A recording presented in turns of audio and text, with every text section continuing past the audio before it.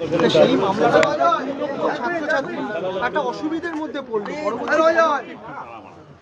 দেখুন, সুপ্রিম কোর্টের রায়ের পরে হাইকোর্টের যে অন্যরকম কিছু বিবেচনা হতে পারে সেটা আমাদের ধারণা ছিল না। তো আমরা সেটা আইনি পথেই যাব। আমরা খুব দ্রুত দেশের সর্বোচ্চ ন্যায়ালয়ের কাছে হয়তো আজকেই আমাদের মেনশন করা হবে। আর যে ক্যাপ, যেটা অভিন্ন পোর্টাল, সেটার ভর্তির এটা খুব দ্রুত হবে, খুব দ্রুত। এইটার জন্য একটা জট হলো এই হাইকোর্টের এই রায়ের জন্য, কিন্তু এটা আমার মনে হচ্ছে খুব দ্রুত আজকালের মধ্যেই সমাধান হবে। আরেকটা বিষয় দাদা, বর্তমান সময় দেখা যাচ্ছে এসআইআর নিয়ে রীতিমতন বাঙালি যারা পরিযায়ী শ্রমিক, বাঙালিকে বিজেপি শেষ করে দিতে চাইছে। বাঙালি এবং বাংলা ভাষার প্রতি যে অপমান, যে তাচ্ছিল্য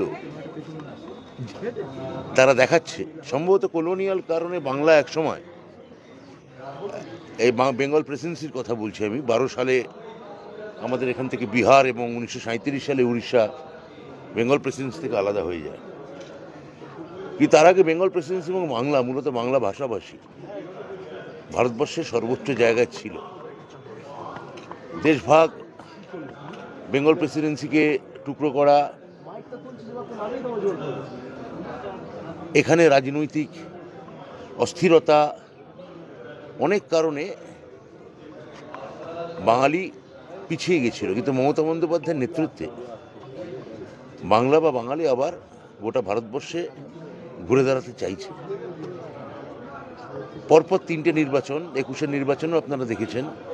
বিজেপি যেহেতু ক্ষমতা কেন্দ্রিক পার্টি, 21-এর নির্বাচনে পরাজয়ের পর তারা এখন 26-এ বাংলা বা বাঙালিকে শেষ করার জন্য বদ্ধপরিকর। কারণ তারা পরিষ্কার বুঝতে পারছে যে পশ্চিমবঙ্গের জনাদেশ, মানুষের আবেগ, এসবই আমাদের মুখ্যমন্ত্রী মমতা বন্দ্যোপাধ্যায়ের সঙ্গে আছে। ফলে আমাদের নেতা অভিষেক বন্দ্যোপাধ্যায় যেটা বলেছেন যে বাংলা বা বাঙালিকে অপমান করা, এটা বিজেপির একটা স্বধর্ম হয়ে দাঁড়িয়েছে।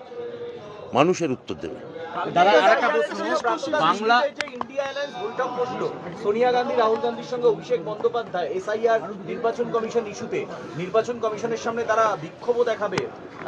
কি বলবেন সব মিলিয়ে ইন্ডিয়া অ্যালায়েন্সের এতদিনের পরে বৈঠক? এটা তো আমাদের মানে পার্লামেন্টারিয়ান টিমের কথা। এটা আমি এখানে এই মুহূর্তে আমার এখানে বলা ঠিক নয়।